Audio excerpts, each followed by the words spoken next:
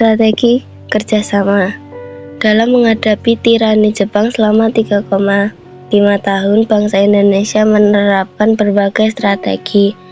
Strategi bangsa Indonesia menghadapi penjajahan Jepang adalah dengan kerjasama. Strategi ini dilakukan oleh kelompok nasionalis, diantaranya Soekarno dan Hatta. Para nasionalis tersebut menjalin kerjasama dengan pihak Jepang. Dari proses kerjasama tersebut, mereka membangun jaringan sembari berjuang dalam batas yang memungkinkan. Tak hanya itu, pihak Jepang juga merangkul kelompok Islam dalam bekerja sama karena mempunyai kekuatan penting di masyarakat. Para pemimpin juga menjalin kerjasama dengan Jepang supaya mengetahui celah mencapai kemerdekaan Indonesia. Bahkan, kelompok yang menjalin kerjasama tersebut berhasil menjadi pimpinan berbagai organisasi bentukan Jepang. Walaupun mulanya para tokoh dimanfaatkan Jepang dengan tujuan meraih simpati, namun pimpinan tersebut justru berbalik memanfaatkan Jepang. Berbagai organisasi Jepang berhasil dimanfaatkan untuk mempersiapkan kemerdekaan. Strategi perlawanan. Selama masa penjajahan, terdapat berbagai kelompok yang menolak untuk menjalin kerjasama dengan Jepang. Kelompok-kelompok tersebut melakukan banyak hal, mulai dari membangun jejaring sampai menyebarkan propaganda anti-Jepang.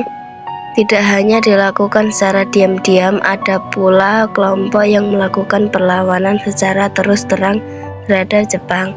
Perlawanan tersebut terjadi di berbagai daerah seperti di Blitar, Aceh, dan Kalimantan. 1. Perlawanan Aceh. Perlawanan terbuka yang dilatar belakangi oleh alasan agama untuk pertama kalinya terjadi di Aceh. Hanya 8 bulan setelah beberapa tokoh setempat membantu kemudahan bagi Jepang masuk ke daerah mereka. Pada 10 November 1942, pasukan Jepang dikerahkan dari Bereun, Loksukon, Lokseumawe, Kecot, Plieng. Pasukan yang dilengkapi dengan senapan, mesin berat, mortar, dan jenis senjata api lainnya. Itu dihadapi oleh murid-murid Abdul Jalil yang pada umumnya menggunakan senjata tradisional. Tempat ini pun diserbu Jepang pada 13 November 1942. Teungku Abdul Jalil dan 19 orang pengikutnya tewas, sedangkan 5 orang lainnya tertangkap.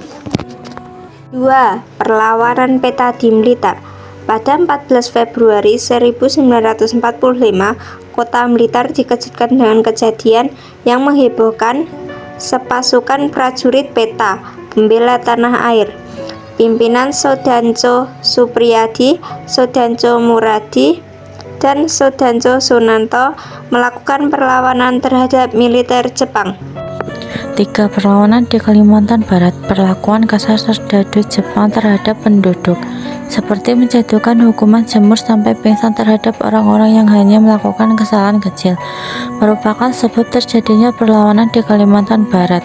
Kekejaman Jepang semakin meningkat setelah sekutu sejak permulaan tahun 1943 melancarkan serangan terhadap kedudukan mereka. Orang-orang yang dicurigai ditangkap, bahkan dihukum pancung di muka umum. Mereka merencanakan mengadakan perlawanan pada tanggal 8 Desember 1943. Rencana ini diketahui oleh Jepang berkat laporan mata-mata mereka. Seminggu setelah pertemuan di bioskop, mereka sepakat itu. Jepang melakukan penangkapan besar-besaran. Mereka yang ditangkap kemudian dibunuh, termasuk Sultan Pontianak, Syarif Muhammad Ibrahim Safiuddin. Orang-orang yang dibunuh itu dikuburkan di Mandor, dekat Pontianak. Dan berikut dokumentasi dari 3 perlawanan. BPUPK. Seiring berjalannya waktu, Jepang semakin terdesak, terutama dengan terjadinya Perang Asia Timur Raya. Pada situasi tersebut, Jepang membutuhkan banyak dukungan dari masyarakat Indonesia. Supaya Indonesia mau memberi bantuan terus-menerus pada Jepang, maka mereka memberi janji kemerdekaan. Untuk mewujudkan janji itu, Jepang membentuk Badan Penyelidik Usaha-usaha Persiapan Kemerdekaan Indonesia (BPUPK). Dengan terbentuknya BPUPK, perkembangan sejarah Indonesia sangat besar dalam merumuskan dasar negara serta konstitusi Indonesia. Itu dia sekilas pembahasan mengenai strategi bangsa Indonesia menghadapi penjajahan Jepang. Dan berikut foto ketika Soekarno menyampaikan pendapat pada sidang BPUPK 1 Juni 1945.